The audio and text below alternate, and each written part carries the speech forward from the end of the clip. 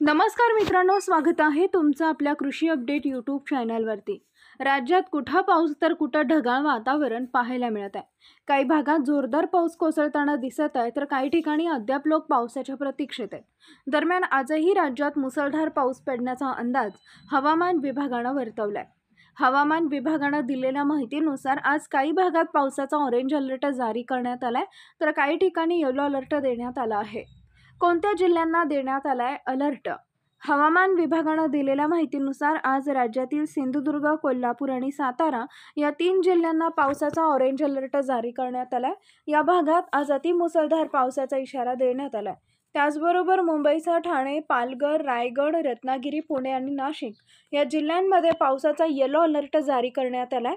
तसेच विदर्भातील चंद्रपूर, गडचिरोली, भंडारा, गोंदिया, यवतमाळ आणि वर्धा या जिल्ह्यांमध्ये पावसाचा येलो अलर्ट जारी करण्यात आलाय। 6 ते 10 जुलैपर्यंत राज्याच्या विविध भागात जोरदार पाऊस कोसळणार आहे। या काळात पावसाची तीव्रता अधिक असल्याने नागरिकांनी योग्य ती काळजी घ्यावी असं आवाहन देखील हवामान खात्याकडून करण्यात आलंय। यापुढील हवामान अंदाज पाहण्यासाठी आपल्या कृषी